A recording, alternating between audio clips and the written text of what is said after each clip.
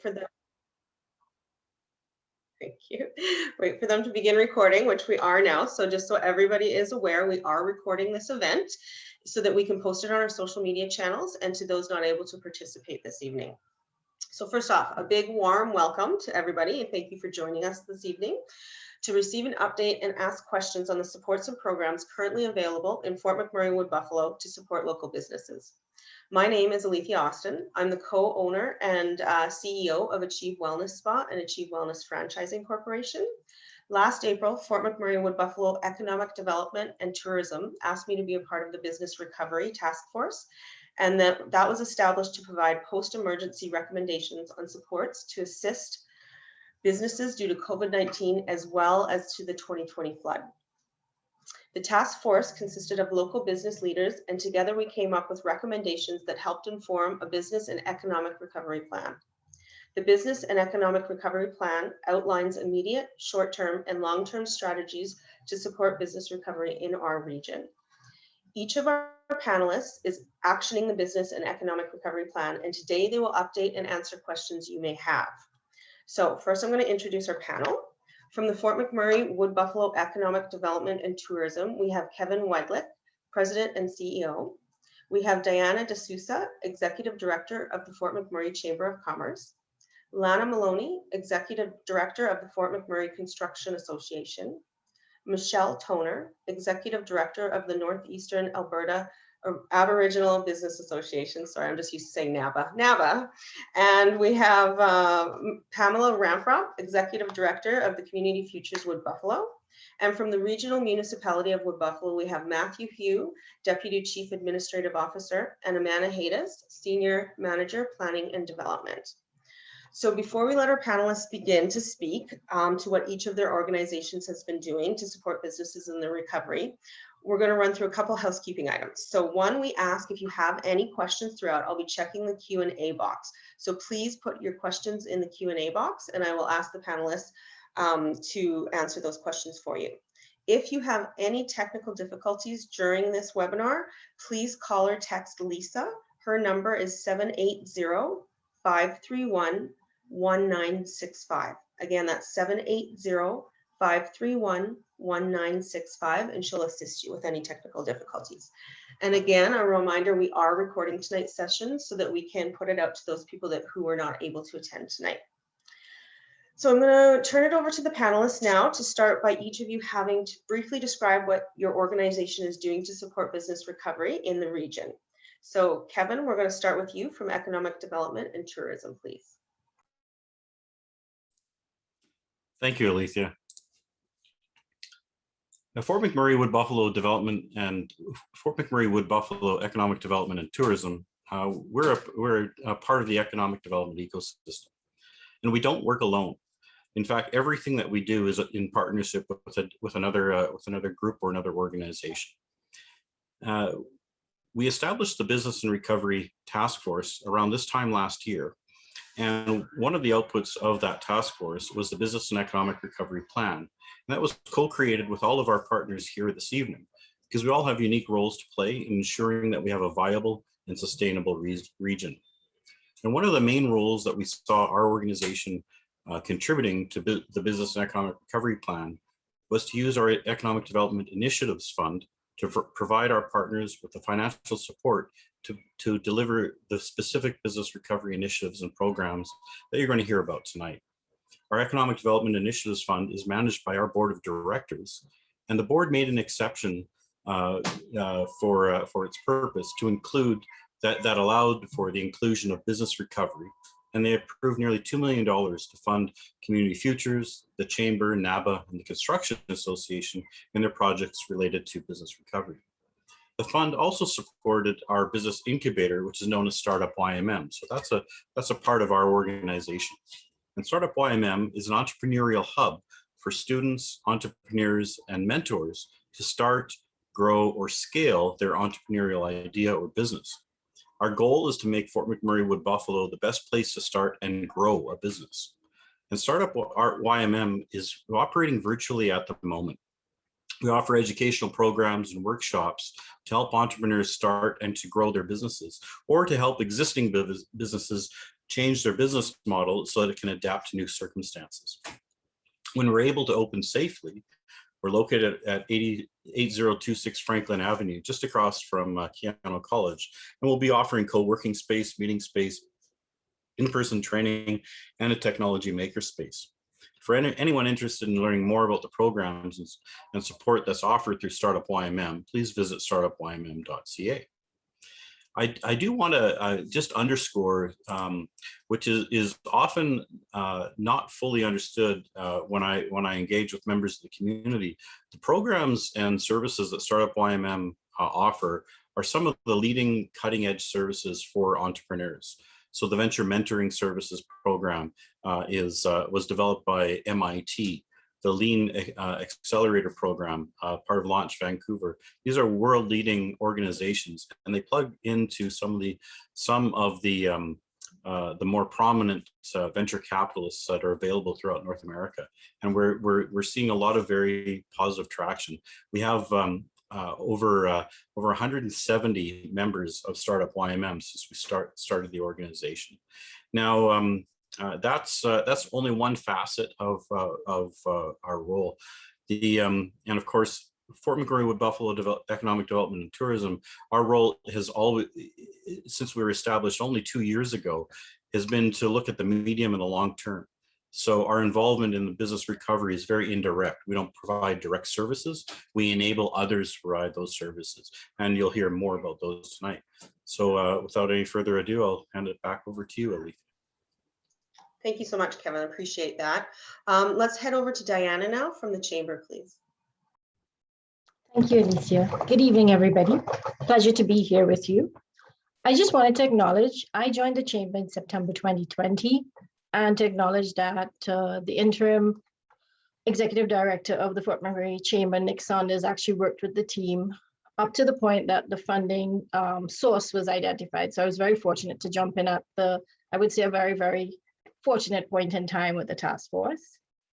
Before I get into some of the programs, I just want to acknowledge that it's been over 14 months since our businesses have been struggling to stay afloat, 14 months of us not being able to meet in person, 14 months of us adapting our own business models. And I think there's so many businesses within the region that have done a tremendous job in adapting, be it your curbside, be it how they've handled the holiday season and different things through this pandemic to stay afloat and stay alive. The reality is the economic impact of COVID-19, first shutdown, second wave, now the third wave, new lockdowns. We were going to reopen the plan, and then we had even more cases, and now we're looking to be back to full normalcy in July. It really has been devastating on businesses, and on top of that, the community faced its 1 in 100 year flood.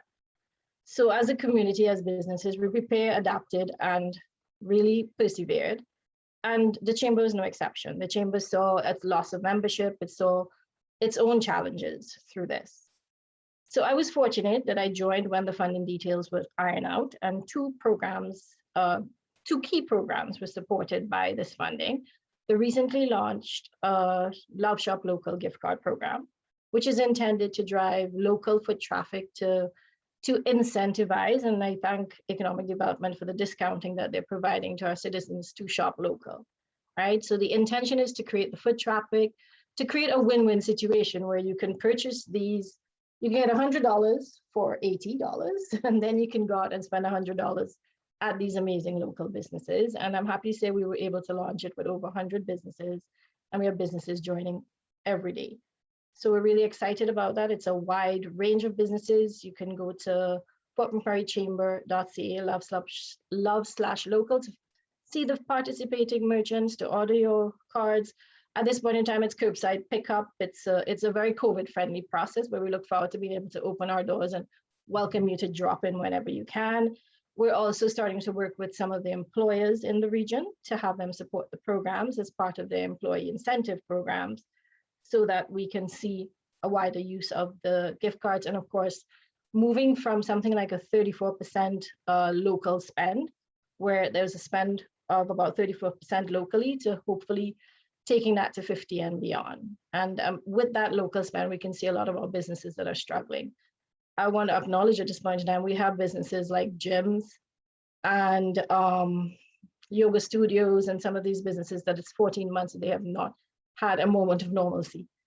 Others have closed and opened and it's been really crazy for them, but some of these businesses have really, really had it hard. Now, outside of the funding and this group, the Chamber works very, very closely and actually is a member of the Alberta Chamber of Commerce. We are 122 chambers across Alberta.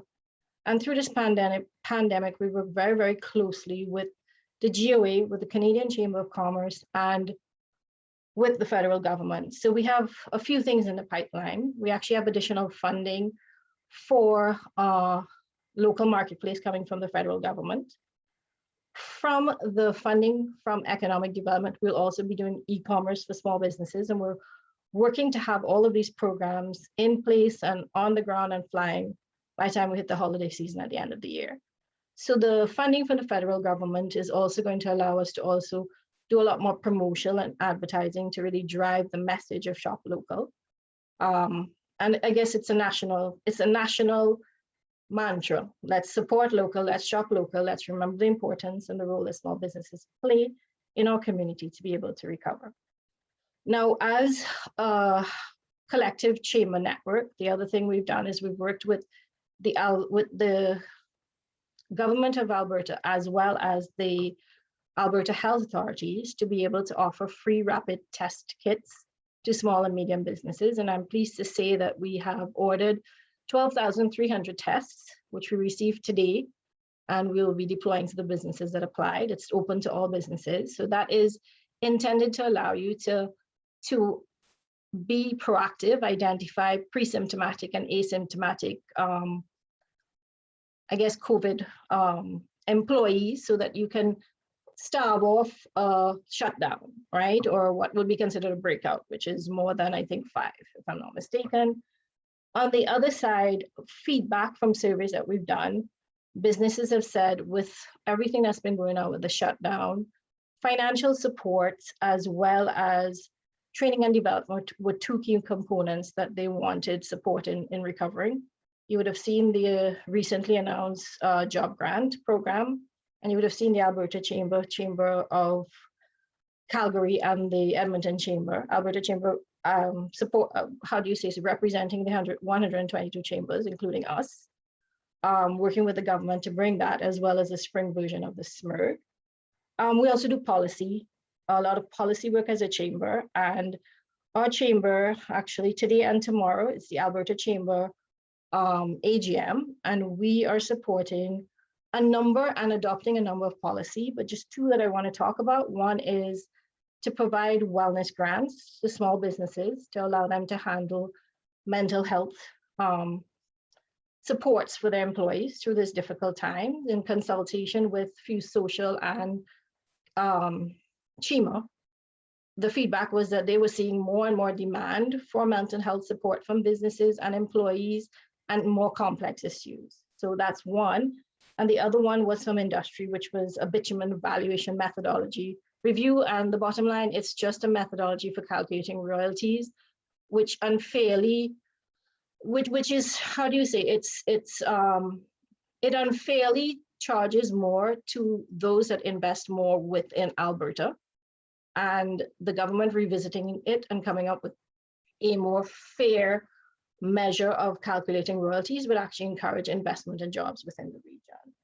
There's one other thing that we're working on from a recovery perspective, but that will probably be into next year, is a B2B inventory sharing platform that we're in discussions looking at, but it's still at a very early stage. We do a whole lot more, but that's it from a business recovery perspective. So thank you very much. Wonderful. Thank you, Diana. That was very informative. All right, next we'll go to Lana, please, from the Construction Association. Hi, good evening. So I've been with the Construction Association in some form or fashion for 17 years. Our mission has always been to help our members thrive now and into tomorrow. And one of the ways that we do that, and thankfully for the grant from UCDEV, was we were able to do a number of things, which was develop a brand new website. That website has allowed us to bring in a ton more information videos, you name it, that we weren't able to do with our old platform. So we're able to provide the members a ton more information, linkages to the various groups that we're a part of, such as the Alberta Construction Association, Canadian Construction Association, Alberta Construction Safety Association, Merit. There's a ton of them that we're all affiliated with or appoint board members to their boards. In addition to that, one of the key things that we learned during the fire and subsequently during the flood was the importance for a local contractor database. One for insurance companies, but two for the local population.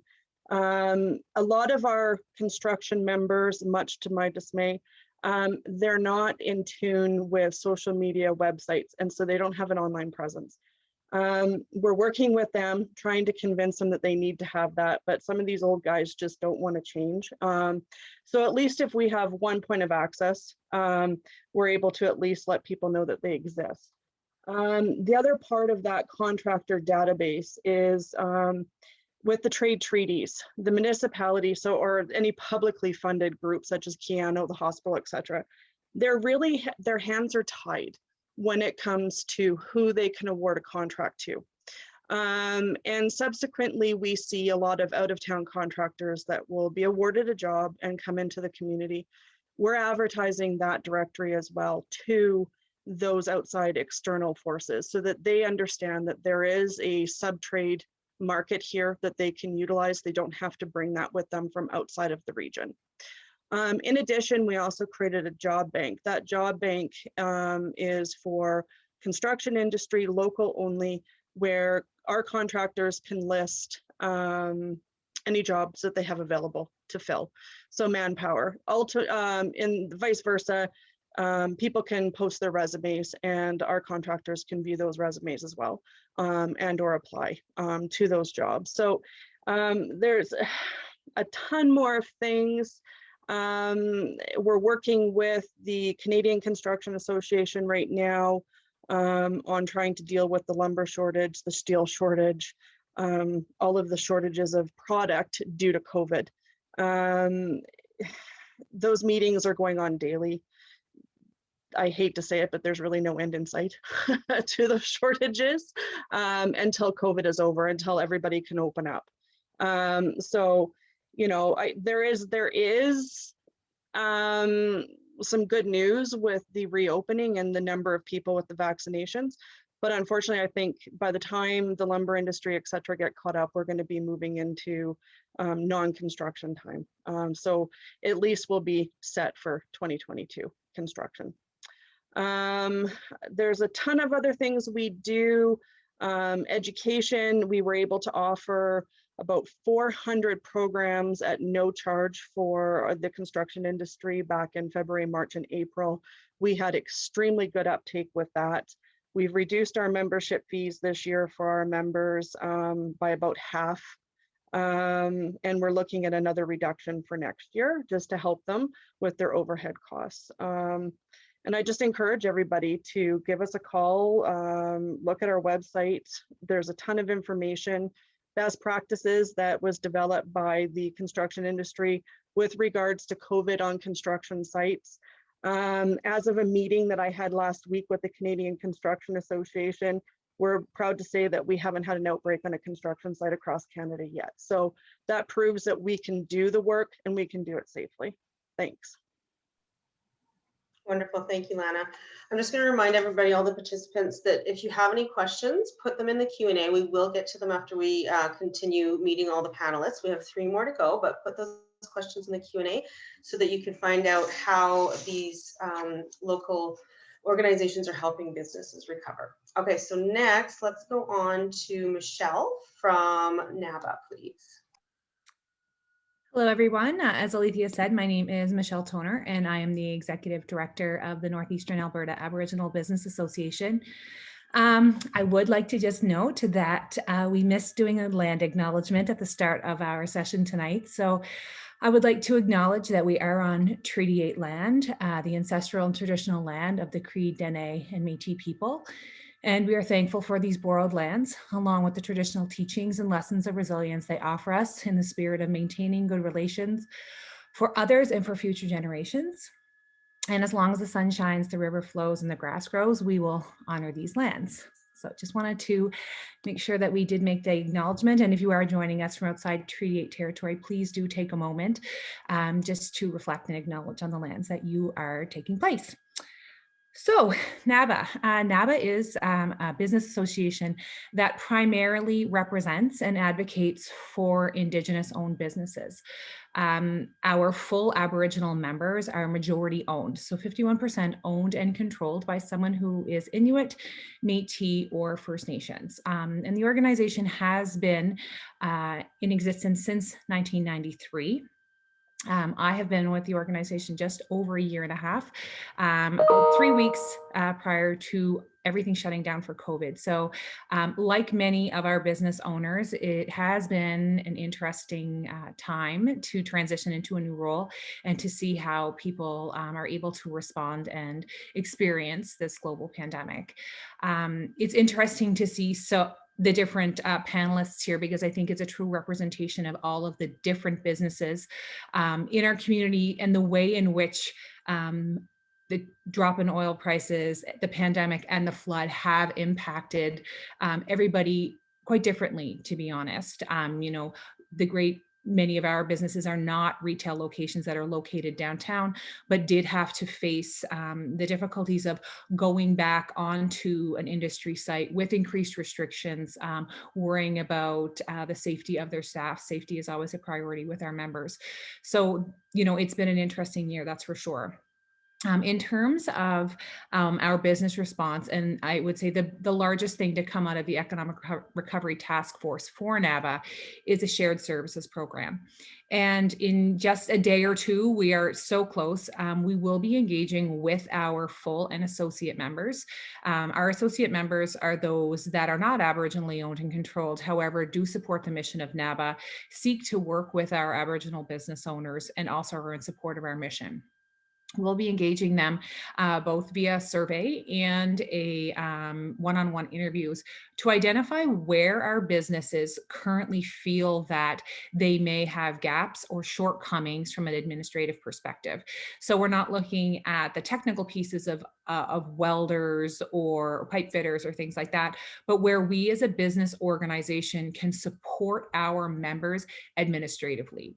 One of the gaps that we've identified is through marketing and communication, which Lana had previously referenced. We see that with some of our businesses as well. So we as an organization will be providing a service in the future once we get all of our information back, where our members can come to the organization and we will have a series of support services. It's important for us to really identify and really understand where all of our businesses are experiencing gaps so that we can best position them to succeed in bidding for work in our region. So I would say that would be our biggest response right now for economic recovery. Now, in June of last year, we were able to move into our new office building, and with that came additional resources. Unfortunately, we haven't been able to access them, or the general public haven't been able to access them. So we do have shared space, for our members, which is available. So if you're a NABA member, you do have access to our beautiful boardroom. We do have some incubator offices, which would allow a small startup business to be able to have a professional location where they can start their business, have meetings. We do have an additional think tank where people can come in and have meetings that's not in their home.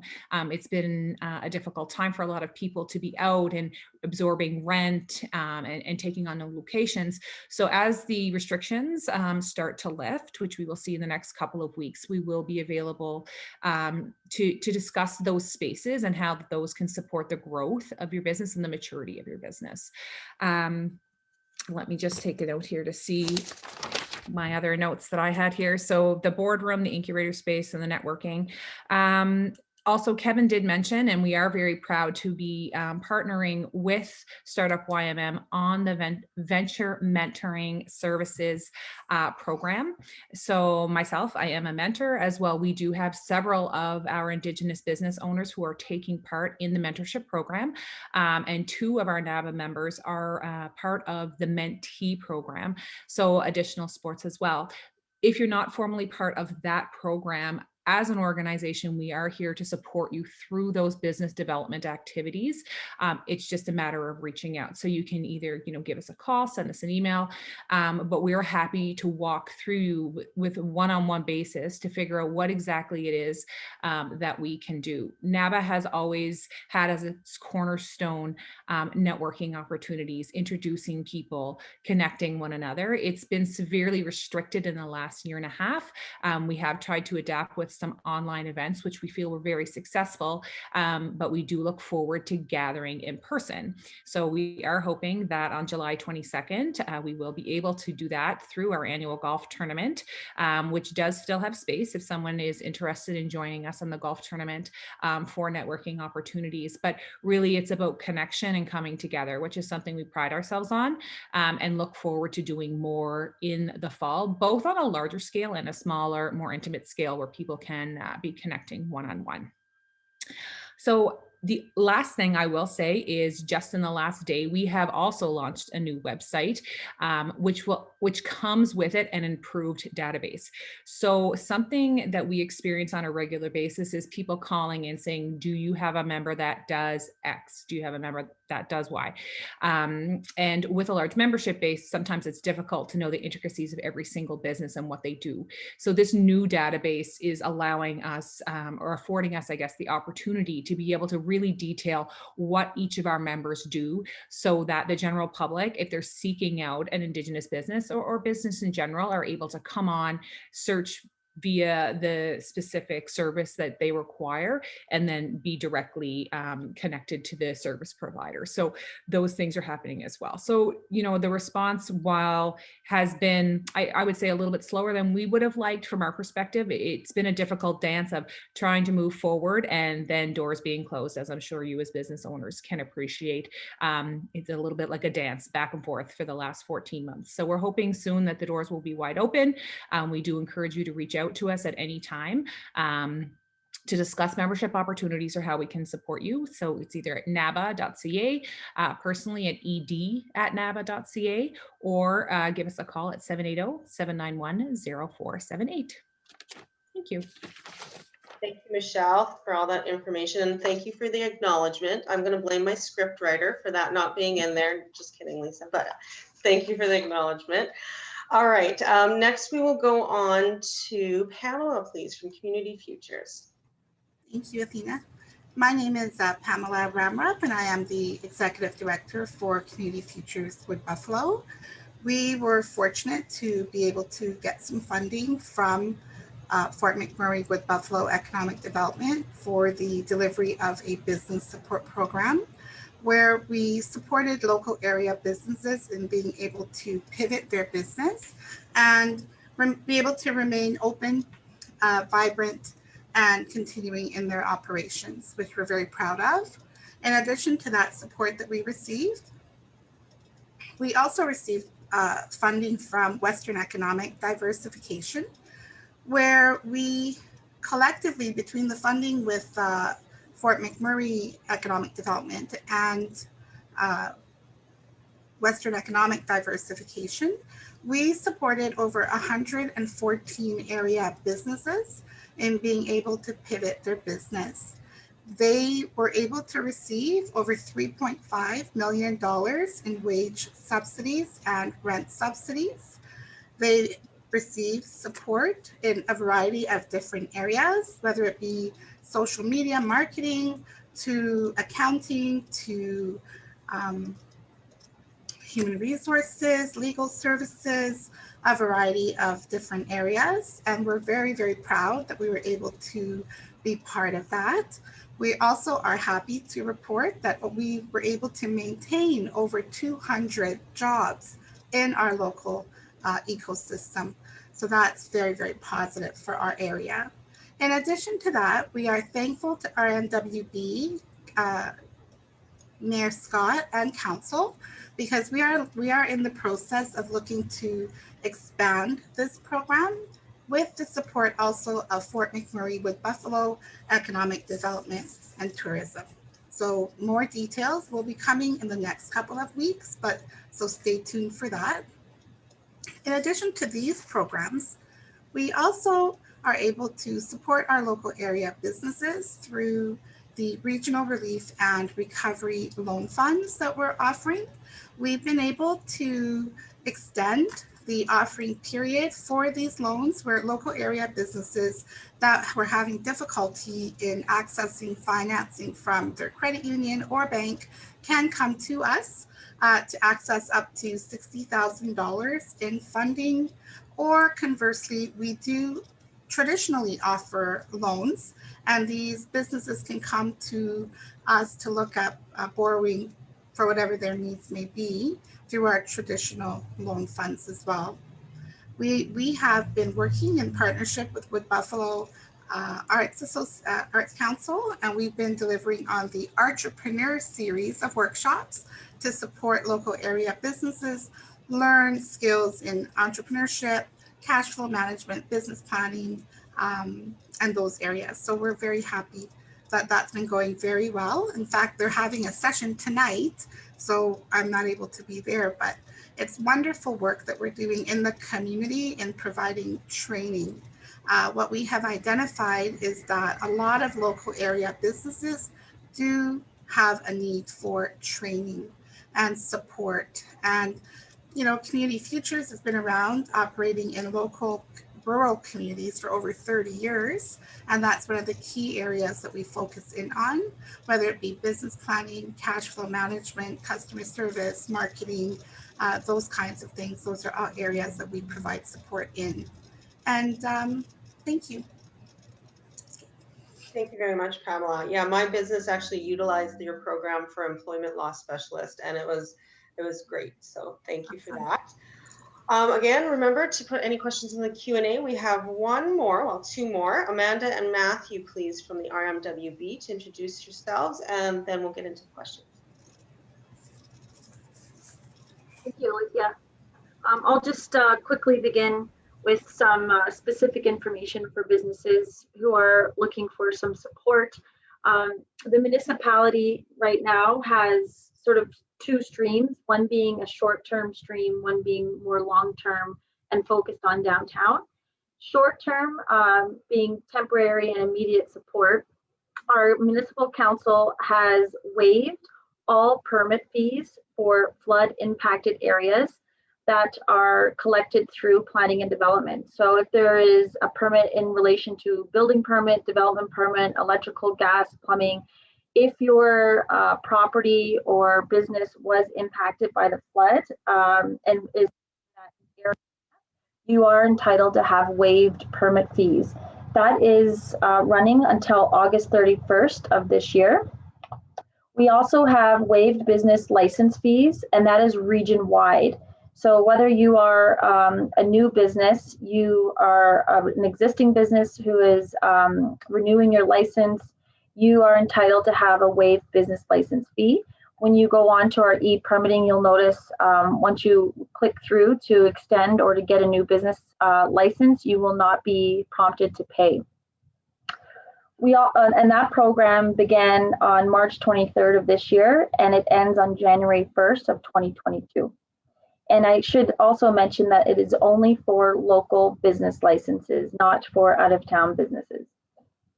We also offer, as of late, two programs which are intended to help food and beverage establishments within the region. One program is a grant program, which thereby gives a 100% reimbursement up to $5,000 per food and beverage establishment. So if you, I noticed there's a couple of restaurant owners here on our attendee list. If you own a restaurant within the region, or you own a building that has a restaurant within it, you are entitled to a $5,000 grant or fund reimbursement. You essentially have to go on an online form, which can be found at rmwb.ca unmurray.ca/patio. You upload your receipts, you answer a couple of questions in relation to what you did with your patio, and you submit for your reimbursement. Checks will be sent out within 30 days. It's meant to be a quick program. Council had approved that program this week, and it just went live today. The program is open until September 30th of this year, and we are looking at considering receipts from January 1st onwards. So if you have incurred costs from that point on, you are eligible to submit a reimbursement for that. The other element to it is it's for both temporary patios and for permanent patios. So whether or not you had a pre-existing patio and you purchase some items to improve or extend your patio, it doesn't matter as long as it's being used for your food and beverage establishment in a patio setting, you are eligible. The other program that we have available for food and beverage establishments is the temporary outdoor patio program. And that's mostly for those businesses who did not have a patio prior to COVID, or are wanting to extend their patio bigger from what it is today. We've encouraged and created a program whereby we're reducing the time and the requirements for certain types of permits, such as the development permit. If you're interested or know of someone who's interested in opening up a patio quite quickly, we encourage you to go onto the same link, rmwb.ca/patio. You fill out a form, and someone from planning and development will get back to you within a 24-hour period.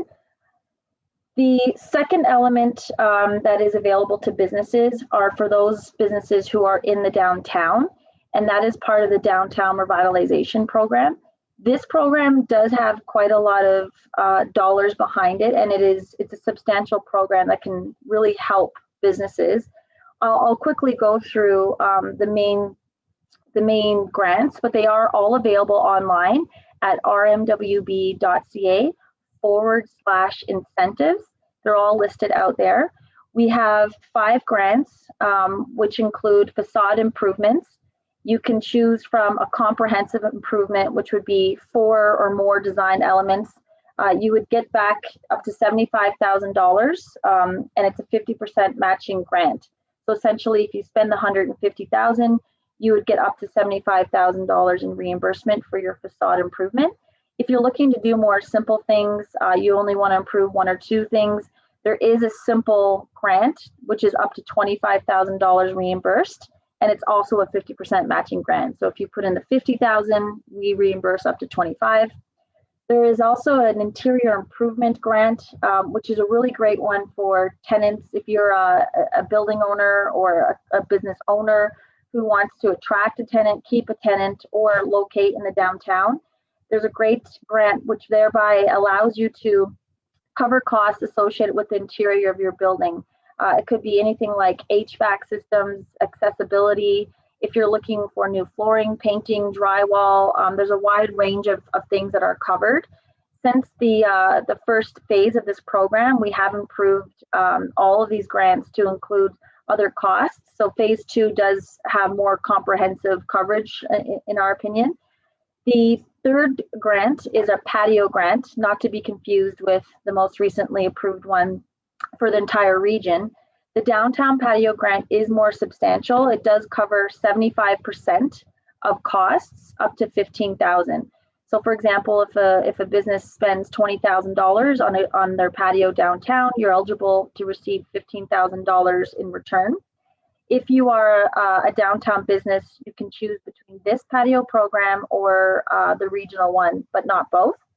And we also have our Beautification Grant, which is a $1,500 value. It's meant to be a quicker grant to pay for curbside appeal, maybe some signage, things to make your business look a little bit more inviting from the street. Our mural grant is also quite substantial. It is a 75% grant coverage, so essentially up to $30,000, meaning if you spent $37,500 on a mural, you will receive up to $30,000 back in reimbursement. And we also have the last one, which is a premises grant. And that grant is per building, and it's based on area size. So it would range from anywhere between $10,000 and $40,000.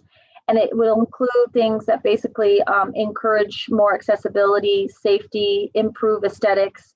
It will cover asphalt, landscaping, lighting, anything that is required to up the premises within your lot. It would be considered underneath the premises grant. The one thing I want to mention here is with our phase 2 of the program, which is everything I just went through, it does end on March of 2022, but you have an entire year to do your construction. So you basically have till March 2023. So there isn't any immediate panic or rush to get into the program. And there is also eligibility for multifamily housing, so apartment buildings. The businesses commercial businesses are entitled to all grants that I just listed out. The facade improvement and the premises improvement are eligible for those multifamily buildings that we have in the downtown, in case anyone here does have any contacts that they can share that information with. Lastly, our other downtown incentive is the property tax exemption program. That is for new construction, or if there's an extension to or expansion to an existing building. This program is really geared towards helping encourage new development. If there is a new development in the downtown, they apply to this program and receive 5 years of exempt municipal taxes on that property. It works out to about, it's between 2 and 2.5% return on your investment after the 5-year cost savings. So it is quite substantial still. All in all, there's the downtown revitalization, of course, focused on downtown. And then there's the waiving of the permit fees, business licenses, and support to patios across the region. If you are interested in any of these programs, it's quite simple, rmwb.ca/patio for all the patio stuff. For all the incentive stuff, rmwb.ca/incentives. For the waiving of permit fees, as you go through the process of your application, you'll realize the cost savings as you're moving through it. You don't have to apply for it in advance. Thank you. Thank you so much, Amanda. And all of those links that Amanda was referring to are all in the chat for easy access. Okay, so now we will go to a few questions that I have here. Since we were just talking with the RMWB, can you, because there was a lot of information there, can you explain the difference between the newly approved patio program and the downtown patio program, and why a business owner would pick one over the other? Yes, so the downtown program is meant for longer term type patios within our downtown to help with improving the look and feel of our downtown and help push us towards downtown revitalization. It was designed with that in mind, and it was created over a year ago in our phase 1. The program is more substantial in the amount of money that you're eligible for. It's up to $15,000. However, there is more of a process in terms of having an agreement with the municipality and going through a few more steps in order to get into that program. The other program, which is the $5,000 reimbursement program, region-wide, is really meant to be a quick cash injection for those businesses who are suffering right now from the impacts of COVID-19 restrictions on indoor dining. It's really a way to get cash into the food and beverage establishments to help support them in their efforts of keeping their doors open. There isn't an agreement between the municipality and the establishment. They go online, fill out a form, answer some questions, we validate it, and the check is sent within 30-day period. So it is meant to be a quicker turnaround. I do want to say that if you are a business in the downtown, you have to choose between one or the other. It's not both. Perfect, thank you. And can you tell me again who is eligible for the municipal grants that are available? So the region-wide patio grant eligibility is for any food and beverage establishment within the regional municipality Wood Buffalo. For the downtown revitalization grants that are available, They are all available to commercial properties, with the exception of the facade improvement and the premises grant. Those are also available to the multi-family housing, so building apartment buildings. They're also eligible for those two grants in particular. Perfect, thank you. Okay, now over to the chamber. Can you tell us, how does a business become a member, and especially how do you get featured as a merchant for the Love Shop local gift card program? Thank you, Elsie. So it's two parts. To become a member of the chamber, you have to be a reputable local business with a local business license. You can apply on our website, fortmcmurraychamber.ca. The membership fees are tiered based on your size and the voting block that you get with it. Simple process. You go through the process of applying, we go through a process of approval, and we onboard you. The Love Shop Local, you email membership@fortmcmurraychamber.ca to join. We'll send you a form, and then we'll have you signed up within 24 hours. It's $100 per year just to cover some of our administrative costs. It's that simple. Perfect. Well, while I have you, I have a couple more questions here. Can I just add this for now, if I could, Althea, that we are, the Love Shop local merchants are chamber members. So it's available for chamber members, but we're open. Anyone can join us as a chamber. Right. Okay. But how about the rapid test programming that you mentioned? Do you have to be a chamber member for that? So no, that's actually in our negotiations with Alberta Health and GOA. It's open to all businesses. And we've actually had businesses that are not members of the chamber apply. If I could give a few more details about it, it is free of cost. You are just required to look at a training video. You are required that the person that applies, that is administering the test, is required to wear proper PPE, and you're required to report very simply how many tests and what were the outcome of those tests once a week to us. Great, thank you. Okay, and what have you found that businesses are saying that they need to recover and sustain in the region right now? And how is the chamber assisting with that? So we're seeing multiple things. First of all, businesses want to reopen and they want to get back to normalcy, and they're chomping at the bits to just go out and do their own thing.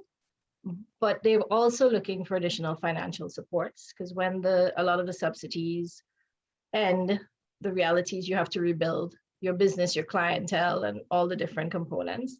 Training and development, skilled labor is one component, is another component.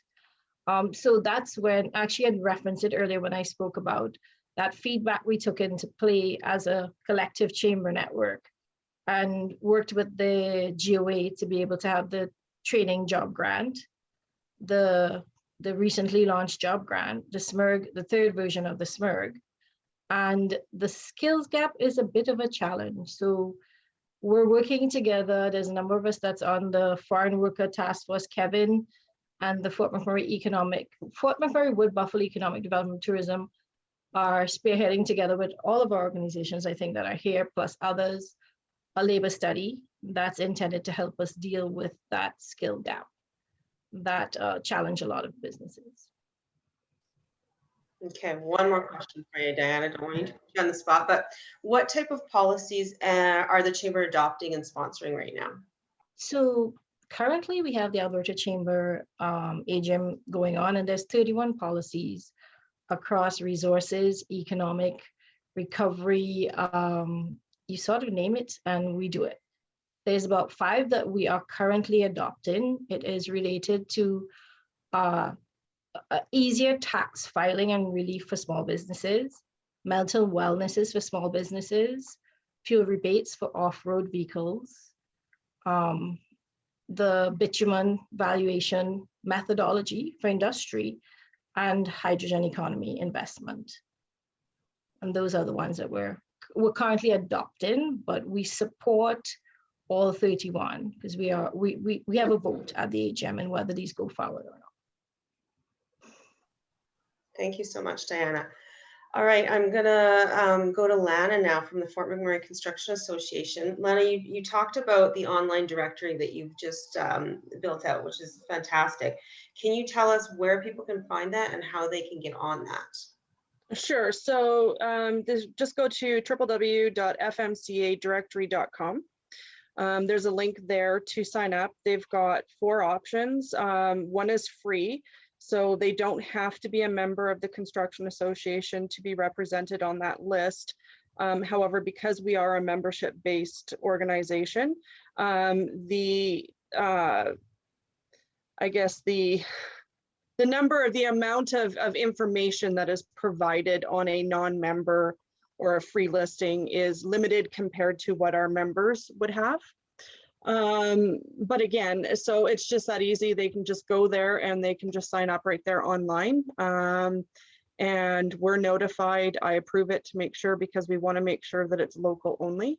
The only non-local that you will see on there will be members of ours, because we do have non-members based on the fact that we have so many companies bidding in our region.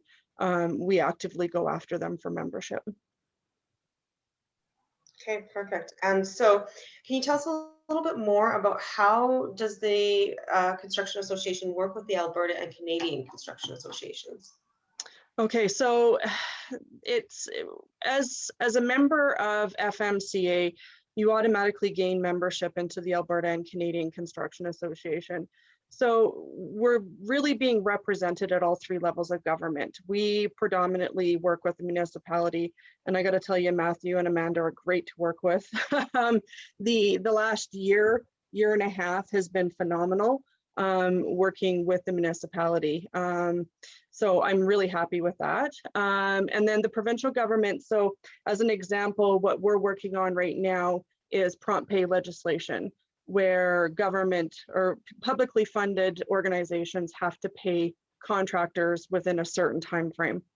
So one of the things that we're working on right now is a complaint-driven system and setting up the group of people who are going to manage that.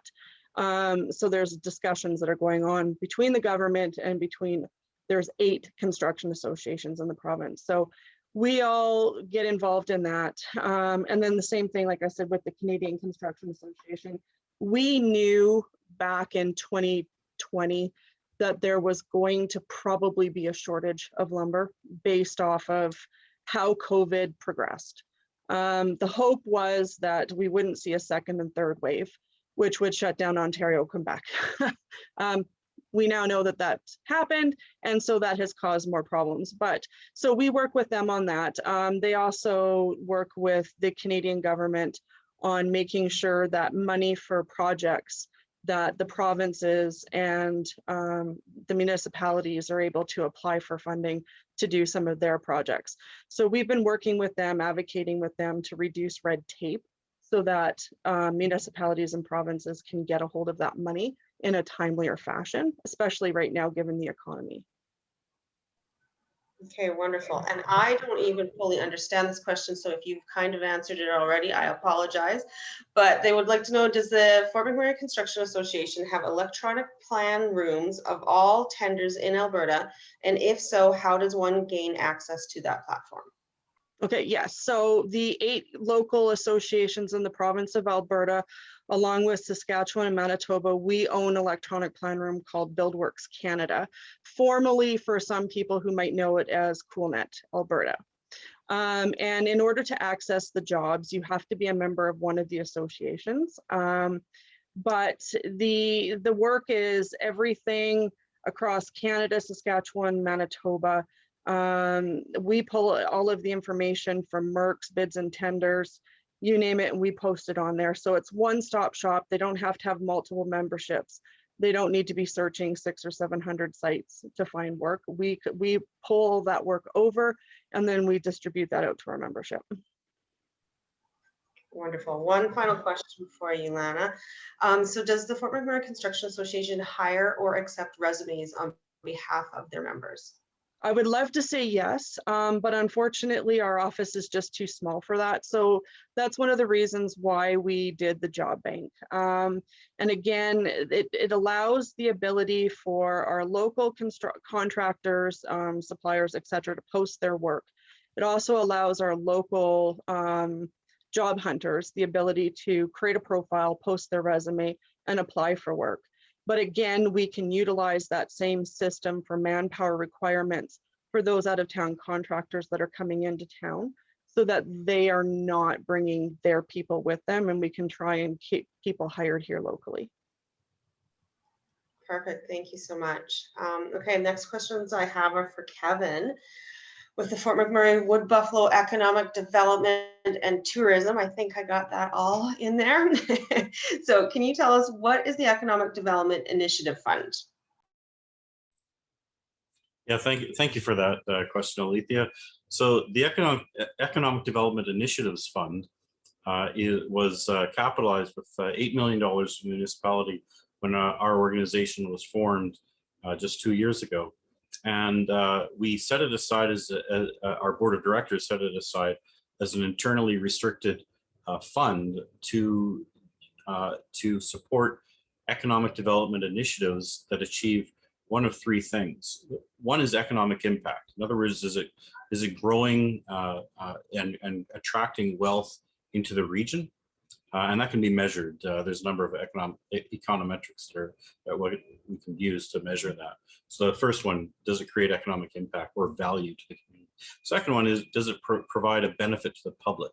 Is it a public benefit? So if it meets those two criteria, we'll partner with an organization to support to fund whatever program it is that we've done. And the third criteria is simply we invest it just like any other organization with additional cash. We invest it into investment funds and largely through very low risk venues to get a return on investment that can help that further to grow, that we can then use to invest in economic development projects.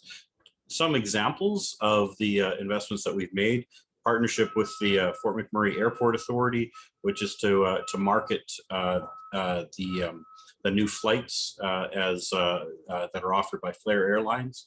That partnership actually unlocked and pushed the deal over the edge between the airport and Flair Airlines, such that we could have a direct air flights to Vancouver and to Toronto. So that was a very beneficial partnership with the Fort McMurray Airport Authority. We've also used the fund to, again, with the Airport Authority, to cover the costs, portion of the costs, to have the Canada Border Services Agency operate out of the airport so that we could offer international flights. Now, obviously, because of the pandemic, certainly the last more than a year now, none of that has been taking place. So we've simply set aside that funding, and so we haven't really incurred any costs to it. But if and when flights can resume, and if we can encourage more additional international flights, then that'll be available. It was successful prior to the pandemic. We had an international flight from Fort McMurray into Laughlin, Nevada, for recreational purposes. So those are two examples. Another example is the fit out, the tenant improvement of startup YMM. We then went back for business recovery, went back to our board of directors and discussed the urgency of the situation with regards to small and local businesses. And the board agreed to set aside roughly $2 million to support businesses within the region. And that $2 million is funding the organizations that are on this call to deliver many, not all, but many of the services that are being discussed. Okay, wonderful. So how would I or other business owners in town get a grant for my business? It's a good question. And unfortunately, the answer is you wouldn't. So as I mentioned, we're not a granting organization. We don't have the expertise to do that. It's really quite that simple. So that's something that's more appropriately done by a much larger organization. You see that the municipality offers grants that were previously discussed. So those are the organizations that are most effective with regards to granting. Having said that, we will, and along with the partners on this call, we will work with organizations and point them in the right direction to where they can find the grants. And one very successful story that I would like to share, and everybody on the call was involved, the small to medium enterprise relaunch grant that the province offered last summer was a $5,000 grant. And we realized as a task force very quickly that that was just simply insufficient, and especially if the pandemic were to drag. So we as a task force conveyed that information to the government, advocated very hard to have that grant expanded, and the government heard us. We weren't the only organization advocating for this by far, but we contributed to the positive outcome, which was, of course, 2 additional expansions of that small medium enterprise relaunch grant. Wonderful. And now you talked a little bit about the mentorship that goes on through Startup YMM. Can you tell us what other programs are offered through the Startup YMM? Yeah, certainly. So Venture Mentoring Services, as I mentioned, it's a program offered through MIT. Delighted that Michelle mentioned that it's a joint partnership with NABA as well. So it's really intended to reach both existing businesses through offering mentoring. You could call it training or guidance or assistance to become a really effective mentor. And then, of course, businesses that could become a mentee and benefit from a lot of that expertise. So that's one. The Lean Entrepreneur Accelerator program is really, and it's as the name implies, it assists businesses that are at the early stages to accelerate their growth and get to a point of capitalization much faster than they would otherwise have done. So those are the 2 big, I would call them the signature programs. This past year, we also offered the Thinkers, Inventors, Doers series. So some of the more prominent names and experts as entrepreneurs. This was Arlene Dickinson, Johnny Cupcakes, and others. And in fact, even before the pandemic struck, we were lucky to have Manjeet Minnis come to town and to speak to businesses and organizations about her journey. And that's all intended to inspire and encourage an entrepreneurial ecosystem. Some of the, and another really neat program that is really in the earliest stages because of the pandemic, we can't open the space, but that's the creation of a technology maker space. So we're connecting with tech-minded members of Startup YMM who formed a committee, and they're identifying what kinds of equipment or technology would they like to see in the space so it can serve the community and foster some innovation within the region. So the technology makerspace is something that's about to come, but we're very closely engaged with members on the development of that space. And of course, like most startup organizations, we offer desk rentals, meeting rooms, and all the various services that would apply as well. Perfect. Yeah, I'm a little bit jealous. I wish some of these things were there when I was starting out. It's awesome for our entrepreneurs. So, okay, so how does somebody become a member of Startup YMM, and when do you anticipate it being open to the public? Yeah, so memberships are available, but right, and luckily, well, I don't know if it's lucky, but because of the pandemic, the memberships are really virtual in nature because all the programming is online, and it's free because of that. So if you simply go to startupymm.ca, you can become a member. And I see that Lisa just put it in the chat as well for everyone's convenience. Perfect. Thank you. And thank you, Lisa. And I apologize, Matthew.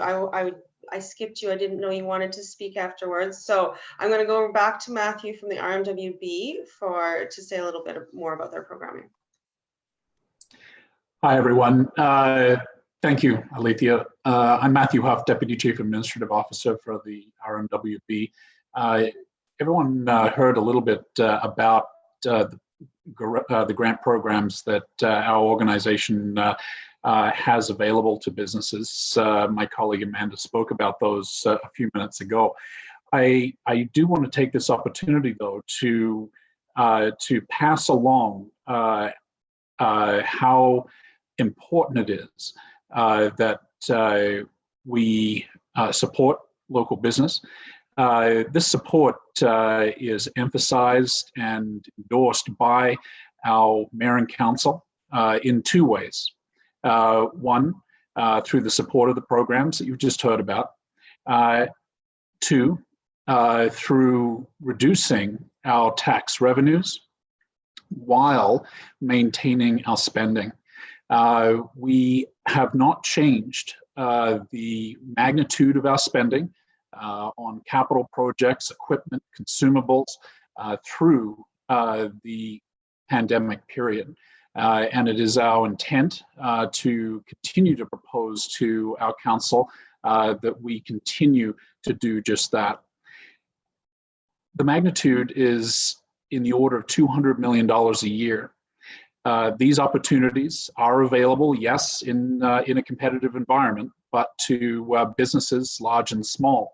And so I encourage everyone to ensure that they are tuning in to our procurement department as opportunities are announced, and ensure that if there are opportunities to have your business identified on various lists, that you do just that. One way that we're ensuring that the word gets out about opportunities is by meeting with the representatives of the organizations that you see here tonight. And it is our intent to continue those discussions through the remainder of the pandemic and into the future.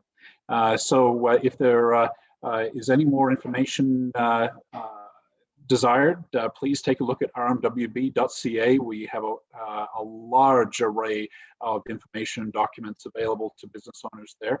And of course, you can contact us through our pulse line or directly. So thanks for the opportunity.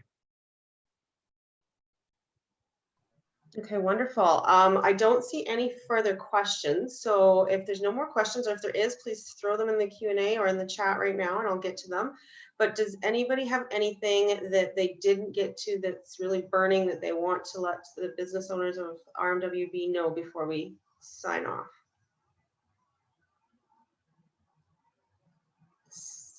Okay, seeing none. Thank you then, everybody. That was very, very informative. And thank you for all your hard work in helping our businesses recover. We do appreciate it. So I will sign off now. Have an excellent evening, everybody. Bye, everyone. Thank you. Bye.